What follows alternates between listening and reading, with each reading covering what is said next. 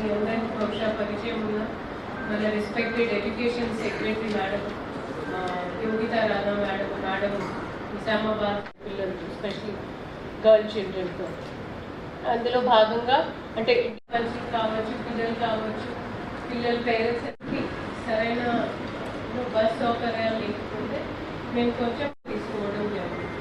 అంటే which are the feasible routes, అందులో RTC profitability పరంగా ఉన్న రూట్స్ని ఇప్పుడు కూడా లేదా కొత్త బస్సెస్ రిక్వైర్మెంట్ ఉన్నా కూడా RTC is going to take up చెప్పుకోవాలి అనేది ఉద్దేశంతో ఫస్ట్ గ్రామసభ మీటింగ్, దాని తర్వాత మండల స్థాయి మీటింగ్, దాని తర్వాత నియోజకవర్గం స్థాయి మీటింగ్ అండ్ చివరిలో మన జిల్లా స్థాయిలో ఒక డిస్ట్రిక్ట్ రివ్యూ మీటింగ్, ప్రజాపాలన మీటింగ్, ప్రజాప్రతినిధులు అదేవిధంగా మన ఆధ్వర్యంలో ఆఫీసర్స్ సహకారంతో సర్పంచెస్, కార్పొరేటర్స్, కౌన్సిలర్ వాళ్ళతో చేపట్టాము.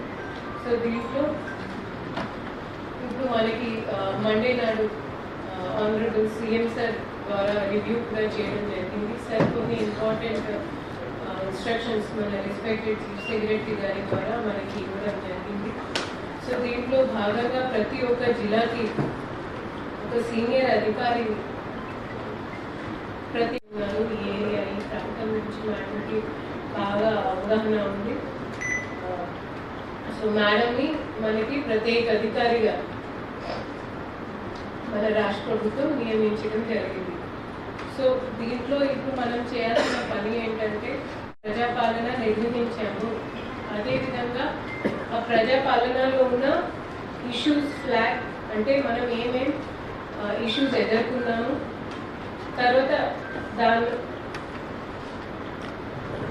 ఏం యాక్షన్ తీసుకున్నాము లేదా తీసుకోబోతున్నాము. నేను ఒక ఉదాహరణ చెప్తాను.